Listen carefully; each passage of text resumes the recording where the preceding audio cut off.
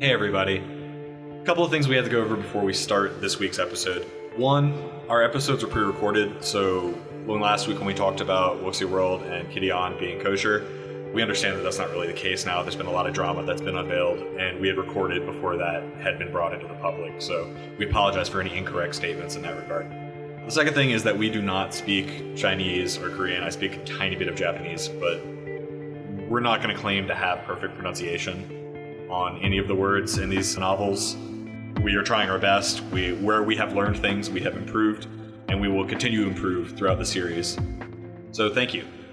And now we're going to bring you to the episode for this week, Treading the Path of the Heavens, Episode 2, Dungeon Defense. The following podcast may contain spoilers.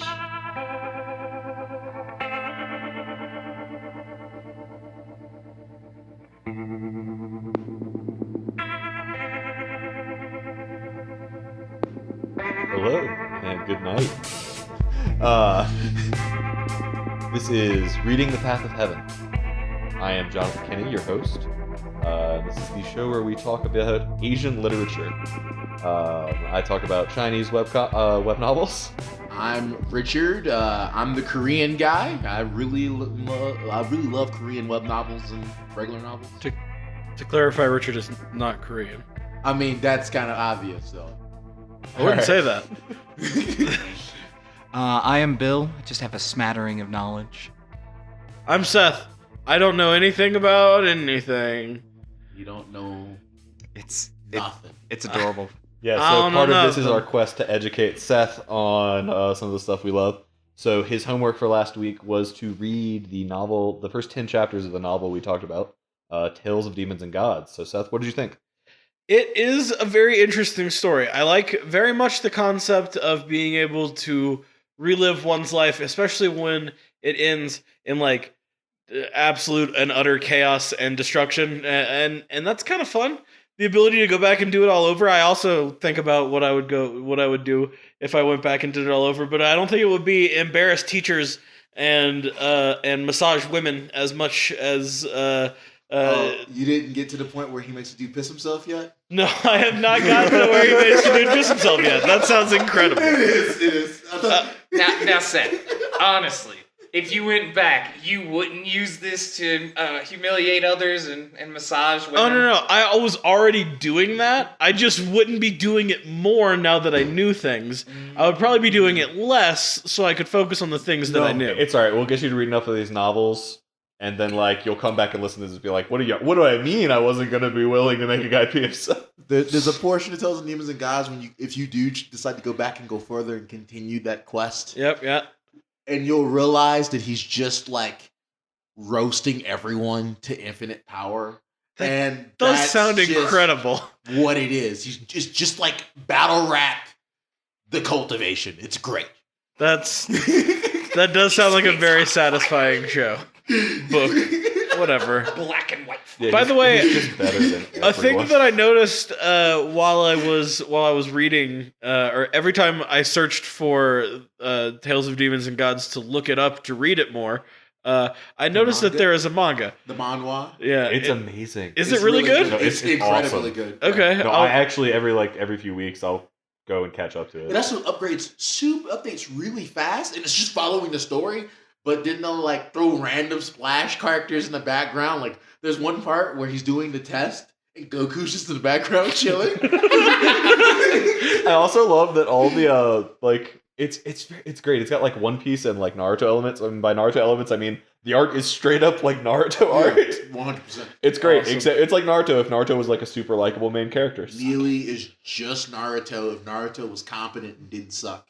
Yeah. Neely is a very interesting character, and I feel like I will probably go back and read more as I add things to my pile that's on this on the Wuxia World website. But it sounds like this one is not, and so it's. I'm pretty sure Tales of Demons and Gods. Oh, you mean the next one that we're doing? one So, no. When we get to another one that's on there, it'll probably get into the rotation. Welcome to the curse of always having an ever-expanding reading list. Yeah, it's like a wonderful blessing and a terrible curse. I'm not crazy excited about it, but we'll see as I go. The manhwa, sorry, one last point about the Tales of Demons and God thing. It has like its opening pictures are like things that happened in his past life. So it's like adult him doing like weird, stupid shit. Okay. And like weird, it's an excuse for the author to draw cool costumes, but I see. So it's like One Piece open. That's what I'm saying. Like that's yeah. All right, so today we're getting into our new novel, and it is a Korean novel and a favorite of one of my other hosts. So I'm going to let him take the lead. Dungeon Defense. You can read it at Salvation Translations, and you can buy it. It is a gem, and it is like, to me personally, and a lot of people who read Korean novels, the crown jewel of Korean web novels that have become and made that transition to real novels, and it's just so much. It's incredibly written. Like I very much love it, and I mean a lot of that I think is owed to Salvation. Like did an incredible job translating it. I mean, like that's the power of getting official approval from the author to translate it, getting like names of places, the actual names of characters, the names of things, and viewpoints into the mindsets of the characters directly from the source as you're translating it. Yeah, I know. I know there's been 2 or 3 authors or 2 or 3 translators that I follow that have that kind of communication with the author, and it's always awesome. Yeah, so good. So, By the way, the author's name is Yu Hyun-hwa. Correct. Thank you. So, Dungeon Defense. You have the summary, right? Yeah, I had it pulled up. Go ahead and read that official summary, and then I will give you the Richard Curtis Smith special summary. As always, it's kind of an interesting translation of these summaries. So, do you know how this world ends? Become the hero and defeat the 72 demon lords. The game that was boasted as the absolute hardest strategy game, Dungeon Attack. I used to be the hero that had accomplished everything in this game, but after answering a suspicious survey, I found myself as the weakest demon lord, Dantalian. With only my eloquent tongue and my memories of a conquest as a hero, in order to survive as Dantalian, I shall tear this world apart. Yes. And you want to focus on the game part of this, and the game part is irrelevant. In fact, it goes away. All right? Focus on the fact that this follows a main character that is so hilariously brilliant and so twisted that you're left just speechless. Like, I like that idea. Yeah, he's evil because he thinks it's profitable. He's chaotic because he thinks it's fun. And he's ever so competent at everything. Yeah, basically everything except being, willing to work hard. Oh, yeah. He's so competent, he doesn't want to work hard. So he'll accomplish things so he can stay lazy. It's incredible. That sounds like me. That sounds like how I would try and live my life if I had lived in a dungeon. It's like you if you were a super genius and bred to take over like a family, like super company, and then you threw it all away. Yeah, he's like, he starts out in Earth, like his dad is an like incredibly wealthy person who's has incredibly a harem. successful. He's the product of a harem. That's your main character. The product of a harem of a very competent man, very powerful. And what happens when you're like the only son in a harem, and you get to see like your mother go crazy out of jealousy because they love his father so much? Yeah. Sounds like not great. Yeah, like his mom like tried to like kill his dad. His dad got put in prison. Oh yeah. His mom tried to brutally punish his half sisters and stuff because they're the product of the other harem members and just a lot of terrible things. That's just logical. I mean, if you're a wife in a multi-wife situation, you gotta like pick favorites, and those are gonna be the ones that came out of you. That makes a lot of sense. But like, I mean, I get you, but she like legitimately went psycho. Like they had to go, and then like his dad gets put in prison, and the dad's like, "All right, how should I get out of this?" And son's like, the main character's like, "Don't. If you go out, my mom's legitimately gonna kill you. So just hang out in there and keep living." Fun quote from Dantalian as talking to his father. Please divorce my mother. Leave. Get rid of her. Please. So the fun part is Dantalian, despite his father's competence, is actually far more competent than his father. That's why you see him in prison asking for his advice, because his father knows that Dantalian is in fact more competent than him. And he's like laughing at him because he knows he's already walked down this path of insanity. Yeah. And so like he knows Dantalian's gonna do the same thing. Like Dantalian's like, I'm gonna marry one girl. That's gonna be it.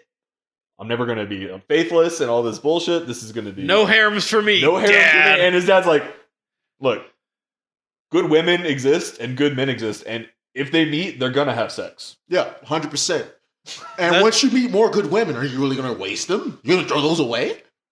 I mean, the man has a point, I suppose. So this Thank you, is Seth. his father and son relationship. Yeah, yeah.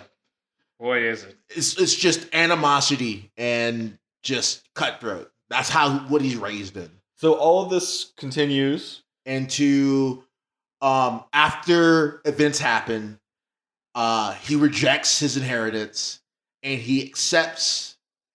He goes home and he lives in squalor. He abandons the inheritance, all the money. He keeps enough money for himself to be comfortable forever. Yeah, when he earns enough money on his own merits. Yeah. Not related to anything from his father. He just Because goes he's and so earns competent. enough money to live the rest of his life in squalor. Nice. What kind of And then how rejects his squalor? inheritance. So How he's squalor are we talking? He's just in his Well, okay, room it's not. eating ramen and drinking beer and playing video games. That's all he cares. He runs away. He from has enough money to everything. do that for the rest of his That life. sounds great.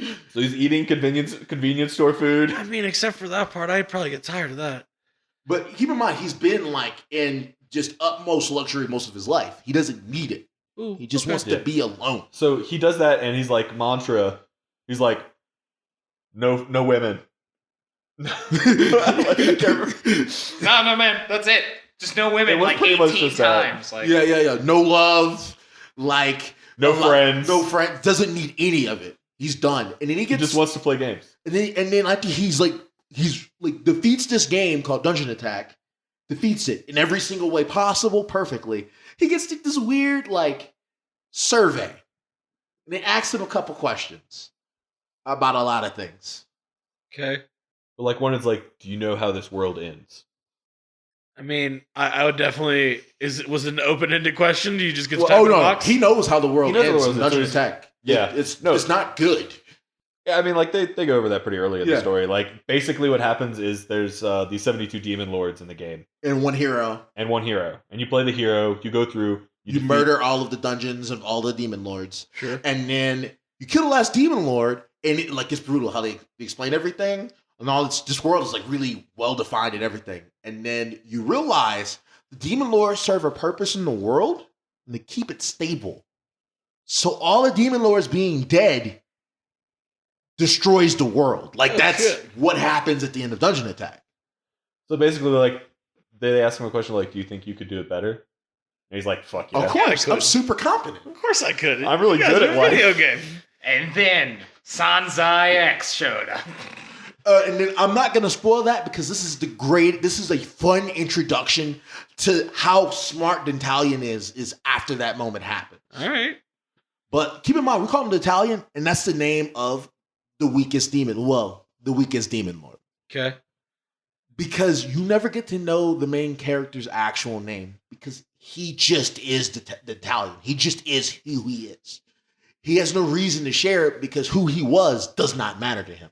That's who he It's is both now. like an untrustworthy narrator and both a trustworthy one at the same time. I do love unreliable narrators. That is one It's- of my favorite conventions in storytelling.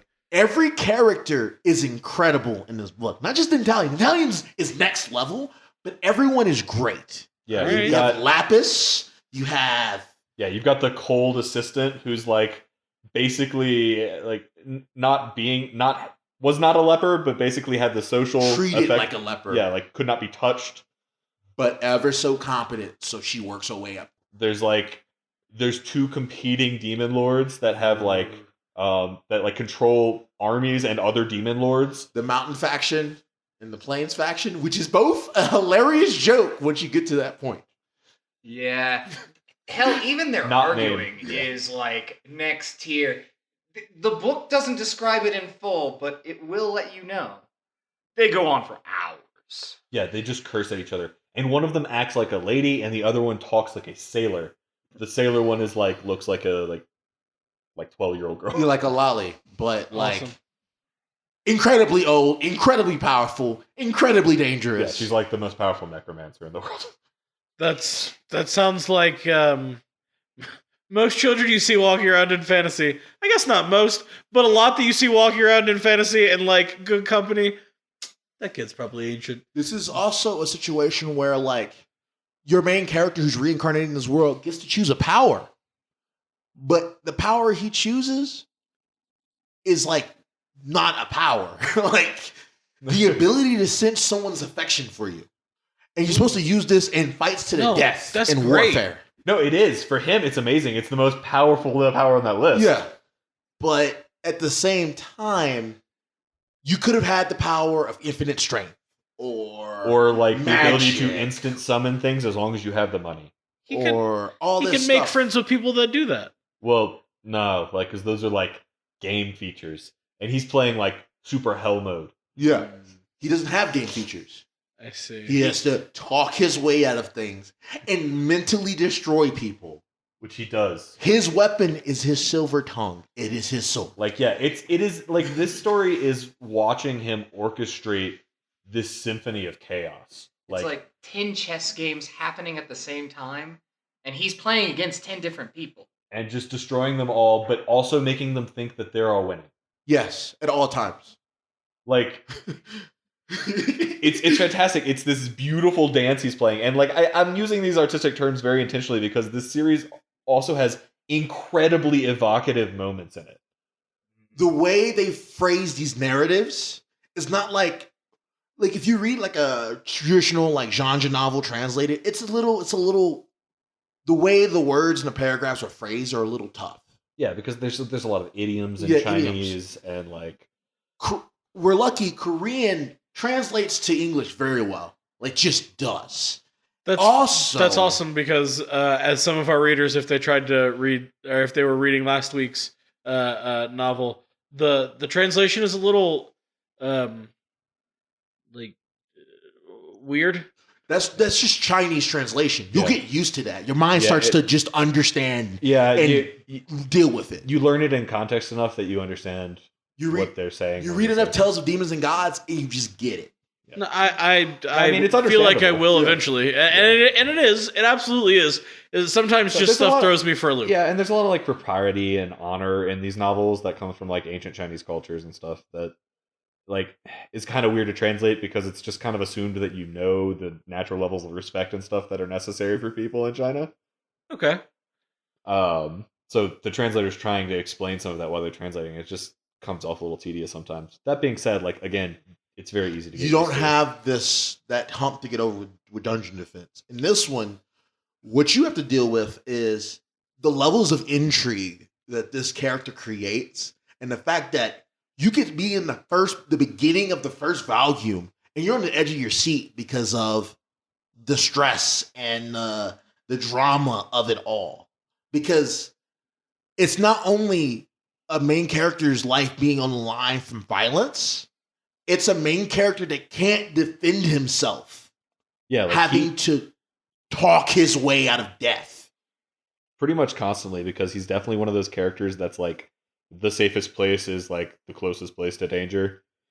Like if you put yourself there, that's where people won't expect it.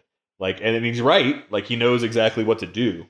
But the author is great with perspective too. Yeah. She like whenever a part of the story is starting, it'll always start with the date, the location, the character, their titles. Nice. So like, and she'll jump. It's very much like third person omniscient story, but also told from the character's perspective. So it has that unreliable narrator. So like when Dantalian is talking, sometimes things don't really match up because Dantalian is going a little crazy. Also, sometimes they'll flip it, and you were just in Italian shoes, and it'll flip to someone else's perspective, and you're hearing everything the Italian's saying from the other side, and it's like almost eerie how he's literally legitimately talking their internal thoughts into sudden death. And they can almost, the people who are actually competent in the story can see it coming and can't stop it. Yeah, they'll do a thing where like they'll set up a thing where Dantalian has acquired information. You as the reader don't know it, but he does. And so he'll give that speech. And then when they go to the other person, they'll fill in all of the details of why the things he was saying were relevant. That's fantastic. Yeah, Yes. and that's what I'm saying about this thing. That is the joy of this thing, is that the writing is fantastic. It is artful. I do want to say that Dantalian really reminds me of Kong Ming in how he just hard reads everyone from the start. Even if something unexpected happens, he's still ready for it because it just makes him chuckle. Like, you'd normally assume that, like, because he has some prior knowledge of the world, that like he would have an advantage, but like he almost immediately turns the world on its head.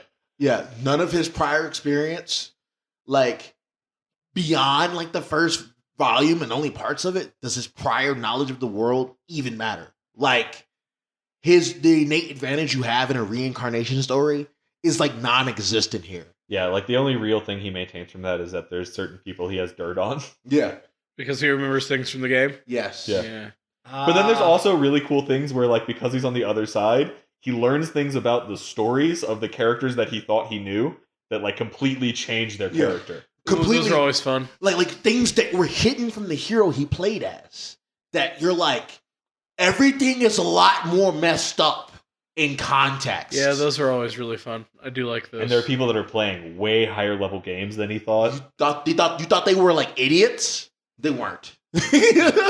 And then there's so many amazing characters. Like, he has this rival, this I don't want to give away her identity, but like there's one of the novels that's them playing a game. Oh yeah.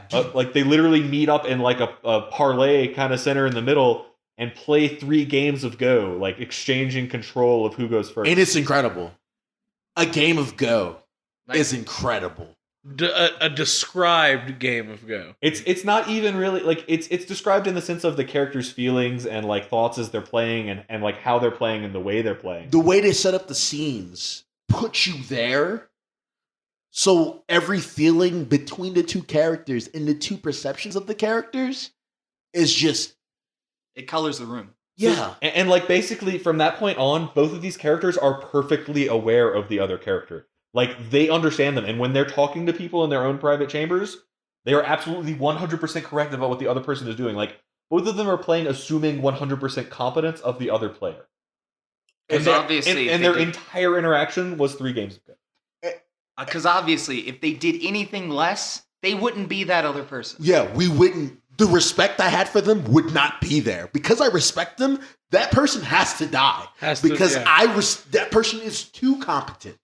And this is a world where I can't serve you, and you won't serve me, and we're both too good, and the world's not large enough. Yeah, it is a fantastic series. It's just got it sounds like we've talked about a lot of characters, but like honestly, there's so many. There's so many more, and they're all good. Like, I don't know. We've talked about 4, 5. I mean, in detail. I haven't even gotten to like Laura. Yeah, oh, no. That's one of the main characters. I love you haven't her. even brought up Lodbrok. That piece of work. Oh my god. No, but like there's always these the author just takes an incredible use of third person omniscient point of view. Like there's just moments like where there's one time you see a character's thing and like he's making a sacrifice and like he and 2 other people in the room know why it's actually happening and everyone else thinks it's happening for a different reason, and those 3 people also know why they think it's happening that way. And it's like just this look of like you can see like something you would be like you see it from the point of view of everyone else first, and you're like, that's just sad. That's just like ridiculous. And then you see it from one viewpoint, and it's like, that is incredibly honorable. And this guy was probably one of the few people that didn't deserve that, but whatever. But the world claimed him. I respect that. And then in another viewpoint, it's another thing. And then it's just like, it's great. I love Asian literature because they are allowed to have cold motherfucking heroes. Yeah.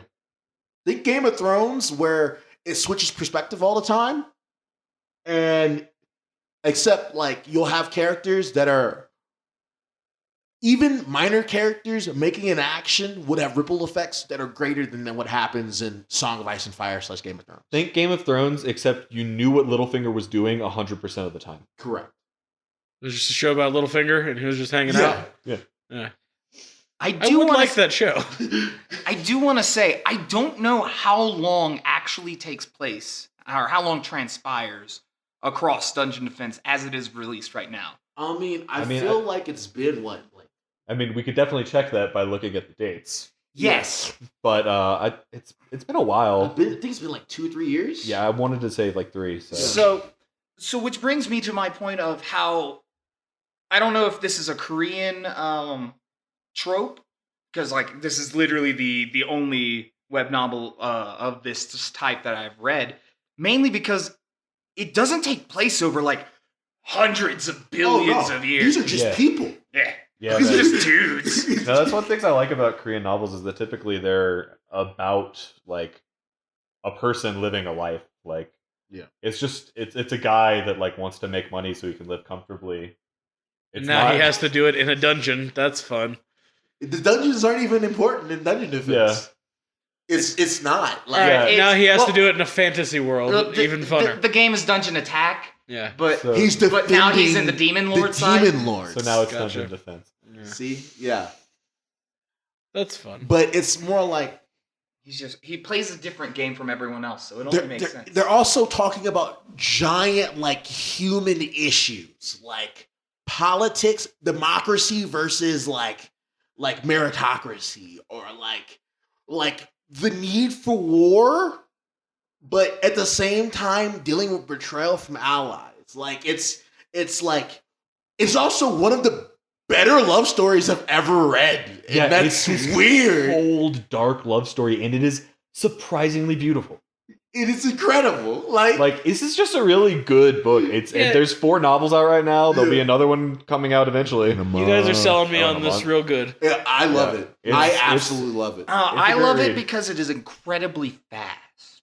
I was able to, like, in the span of, I want to say 2 days at work, read an entire volume. It's a real page turner. Like, it's a lot of words. It just doesn't matter because it's a page turner. Yeah, you don't. It doesn't feel like it. Yeah, you just tear it up. Good stuff. Yeah, no, it's honestly, it's definitely one of the best translated and one of the best written of the novels I've read. And I say that as the Chinese Wuxia Zhangzhe guy.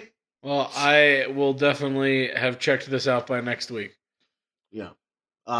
Just to like add force to this, I was a Japanese light novel guy until I read Dungeon Defense, and it just turned me and started this ripple effect. All of one Japanese light novel, so I don't think you're going to have to like turn me from the dark side of Japanese light novels. But not all of them are created equal. No, it's fine. Some Japanese light novels are actually really good. Yeah. Some are bad. The one that I read was Welcome to the NHK, and I think I borrowed it from you. That's very possible. Man, Yeah. that's a dark series. Yeah, it's In a very sad, like silly way. Yeah.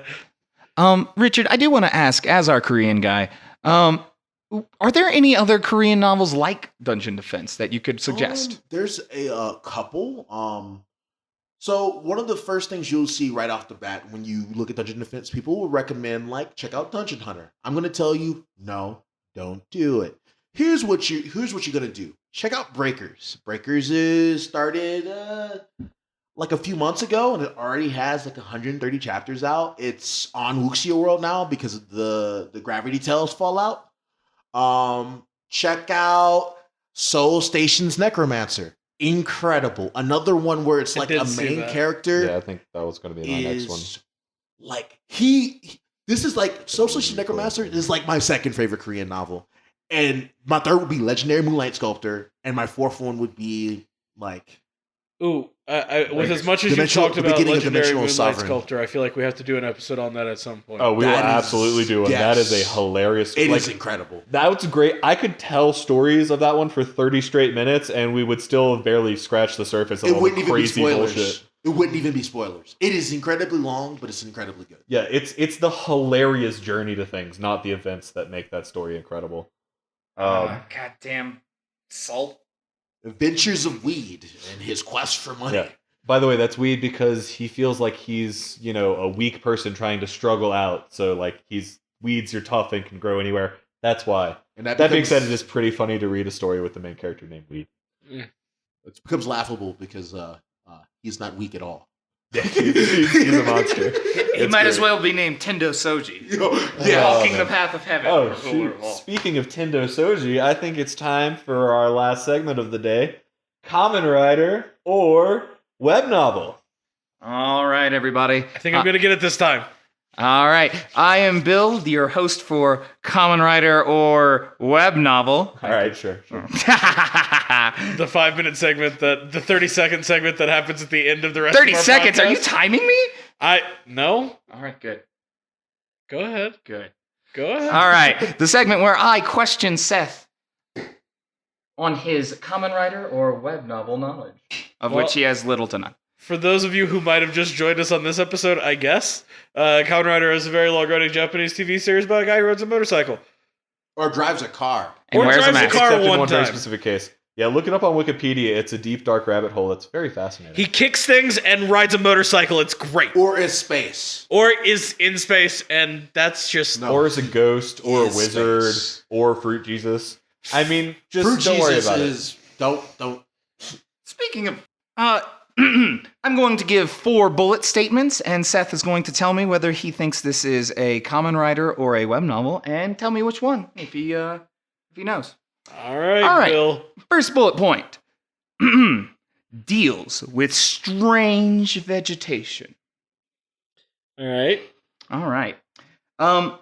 Takes place between mystical alternate dimensions. Sounds like everything we've described so far. All right, I'm glad you're getting this. Main character ascends from being a regular Joe to become a god. Dude, you're going to have to get way more specific than this on the future one. I got it. Power system revolves around plants.